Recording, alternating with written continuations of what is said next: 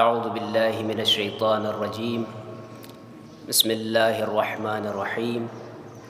الحمد للہ رب العالمین والصلاة والسلام علی رسولہ وعلی آل بیتہ الطیبین الطاہرین المعصومین المظلومین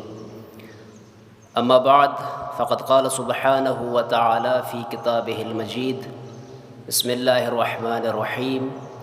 هو الذي بعث في الأميين رسولا منهم يتلو عليهم آياته ويزكيهم ويعلمهم الكتاب والحكمة وإن كانوا من قبل لفي ضلال مبين۔ صلوات پڑھ لیجیے محمد و آل محمد پر۔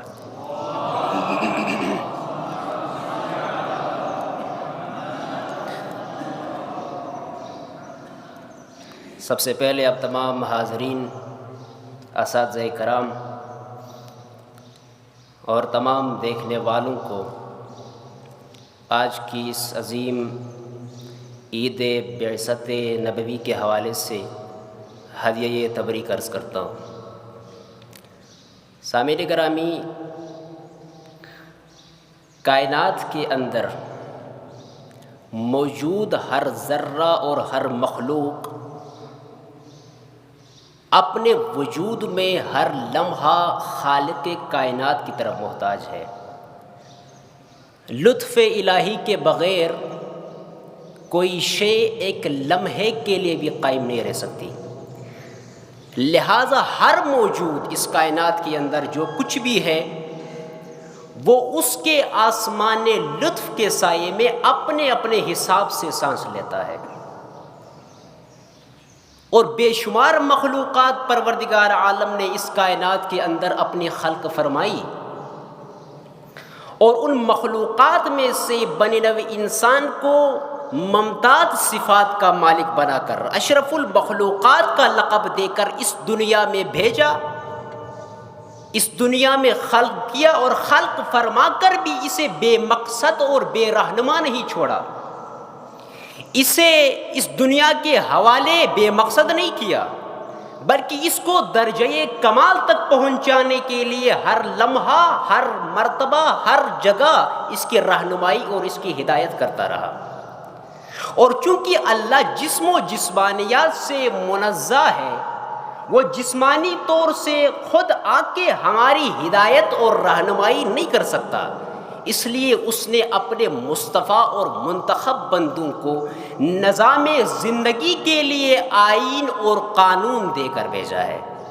وہ آئین اور قانون کبھی انجیل کہلایا،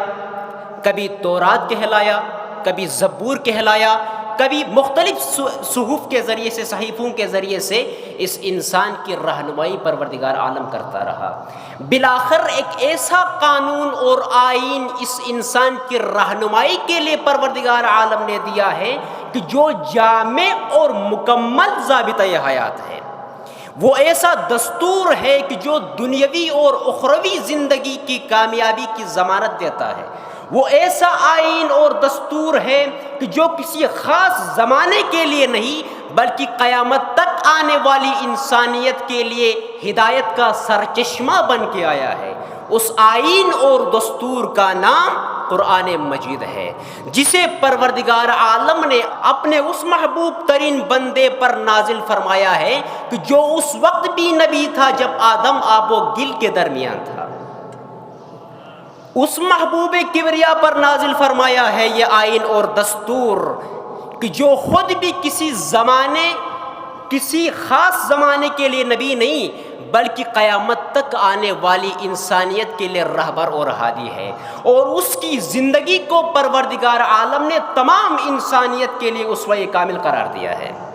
اس آئین اور قانون کے نفاذ اور نزول وحی کا آغاز 27 رجب کو غار حرا سے ہوتا ہے، جہاں جبرائیل امین وحی پروردگار لے کر نازل ہوتا ہے۔ اقرأ باسم ربک الذی خلق خلق الانسان من علق، یہ وحی الہی لے کر پروردگار عالم کی جانب سے جب جبرائیل امین آئے تو پیغمبر اسلام کے اطمینان میں اضافہ ہوا، پیغمبر اسلام نے پہچان لیا کہ یہ وحی الہی ہے اور یہ جبرائیل ہے، لہٰذا یہ کہنا کہ جب خدیجہ کے گھر واپس تشریف لائے پیغمبر اسلام تو دل میں سوچتے تھے کہ یہ نظر کا دھوکہ ہے یا خدا نخواستہ میں کاہن بن گیا ہوں۔ طبری نے یہاں تک لکھا کہ جب پیغمبر اسلام کی کانوں میں یہ آواز پہنچی کہ انک رسول اللہ، پیغمبر اسلام کا جسم کانپنے لگا اور ارادہ کیا کہ پہاڑ سے خود کو نیچے گرا دے۔ اتنے میں فرشتہ حائل ہوا اور اس کام سے باز رکھا۔ یہ عقیدہ رکھنا یہ ایک مسلم حقیقت ہے کہ پروردگار عالم اس کو پیغمبری، اس کو منصب نبوت پر فائز نہیں کرتا جس کی روح نبوت کو اخذ کرنے کی صلاحیت نہ رکھتی ہو۔ اس لیے کہ انسانیت کی ہدایت کے لیے پروردگار عالم انبیاء کو بھیجتا ہے۔ جو نبی وحی کو سہ نہ سکتا ہو، وحی کے سننے سے خودکشی پر اتر آئے، وہ کیسے بنی نوع انسان کی ہدایت کر سکتا ہے؟ یہی وجہ تھی۔ ہاں، یہ فکر ضرور تھی پیغمبر اسلام کو، یہ اضطراب ضرور تھا پیغمبر اسلام کو کہ کیسے اس معاشرے کے اندر کہ جہاں حق کی بات کو سننے کے لیے کوئی آمادہ و تیار نہیں تھا، جس معاشرے کے اندر زندگی گزارنے کا معیار طاقت کا استعمال قرار دیا گیا تھا، اس معاشرے کے اندر پیغام الہی کو، پیغام حق کو کیسے پہنچایا جائے، اضطراب اس بات پر تھا۔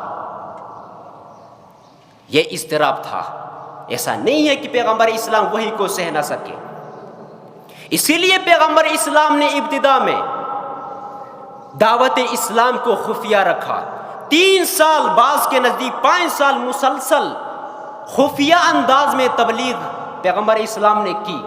اور اس کے بعد جب پیغمبر اسلام کو حکم ہوا کہ فاصدع بما تؤمر واعرض عن المشرکین، اے رسول جس چیز کا تمہیں حکم ہوا ہے اس کا صاف اعلان کرو اور مشرکین کی پرواہ مت کرو۔ اس وقت پیغمبر اسلام نے عوامی دعوت کا آغاز فرمایا اور کوہ صفا کی بلندی پر کھڑے ہو کر تمام لوگوں کو کھڑے کر کے جمع کر کے فرمایا کہ اے لوگو، اگر میں تمہیں خبر دوں کہ اس کوہ صفا کے پیچھے تمہارا دشمن کھڑا ہے اور حملے کے لیے تیار ہے تو کیا میری بات کی تصدیق کرو گے؟ سب نے بیک زبان کہا کہ ہاں، ہم آپ کی بات کی تصدیق کرتے ہیں، اس لیے کہ ہم نے کبھی نہیں سنا آپ سے کہ آپ نے کبھی جھوٹ بولا ہو، ہم نے کبھی آپ کو جھوٹ بولتے ہوئے نہیں سنا۔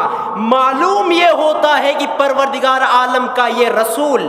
بعثت سے پہلے بھی اس عرب معاشرے کے اندر اپنی صداقت اور امانت کا لوہا منوا چکے تھے۔ اسی لیے جب انہوں نے کہا کہ ہم آپ کی بات قبول کرنے کے لیے تیار ہیں، پیغمبر اسلام نے جب ان سے کہا کہ جب آپ حق گوئی اور میری سچائی اور راست گوئی کی تصدیق کر چکے ہو تو پھر سن لو کہ فإنی نذیر لکم بین یدی عذاب شدید، کہ میں تمہارے لیے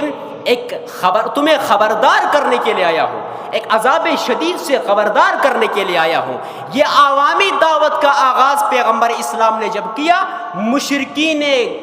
قریش کو، اس وقت کے جو اس زمانے میں لوگ تھے، انہیں خطرہ محسوس ہوا۔ ابو طالب کے پاس آئے، شکایت کی کہ اپنے بھتیجے کو روکیں۔ پیغمبر اسلام دعوت عام دیتے رہے، مختلف اذیتیں پہنچاتے رہے، وہاں کے لوگ پتھر برسائے گئے پیغمبر اسلام کے اوپر،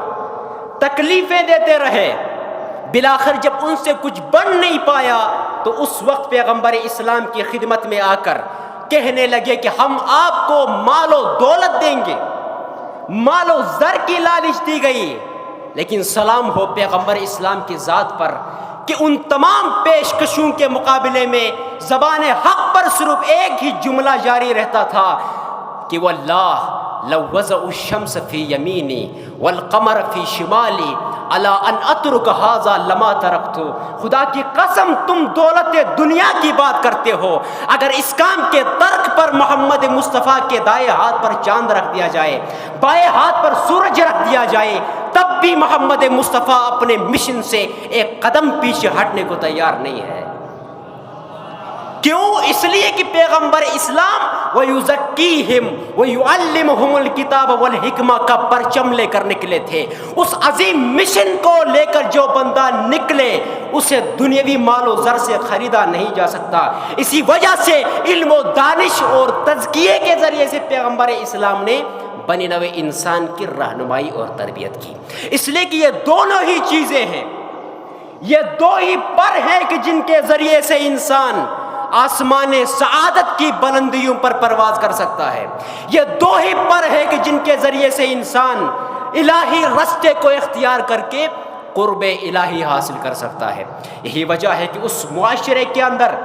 جو جہالت کی تاریکیوں سے بھرپور معاشرہ تھا، جس معاشرے میں ظلم کا بول بالا تھا، جنگ و جدال ہی جنگ و جدال، جس معاشرے کے اندر باپ کو بیٹے کا، بیٹے کو باپ کا دشمن سمجھا جاتا تھا، جس معاشرے کے اندر عورت کو گوشت کا لوتھڑا سمجھا جاتا تھا، جس معاشرے کے اندر عورت کو زندہ درگور کر دیا جاتا تھا، افسوس ہوتا ہے جب کوئی کلمہ گو خاتون آج یہ کہتی ہے کہ اسلام نے ہمیں کیا دیا ہے۔ میں تو کہتا ہوں قرآن پڑھ لیجئے، قرآن کہتا ہے کہ وَإِذَا بُشِّرَ أَحَدُهُمْ بِالْأُنثىٰ ظَلَّ وَجْهُهُ مُسْوَدًّا وَهُوَ كَظِيمٌ، کہ جب انہیں کسی بیٹی کی پیدائش کی خبر دی جاتی تھی تو شرم کے مارے اس کا سر جھک جاتا تھا۔ يَتَوَارَىٰ مِنَ الْقَوْمِ مِنْ سُوءِ مَا بُشِّرَ بِهِ أَيُمْسِكُهُ عَلَىٰ هُونٍ أَمْ يَدُسُّهُ فِي التُّرَابِ، کہ اس بری خبر کو سننے کی وجہ سے والدین اس کرب اور اس پریشانی میں ہوتے تھے کہ اس کو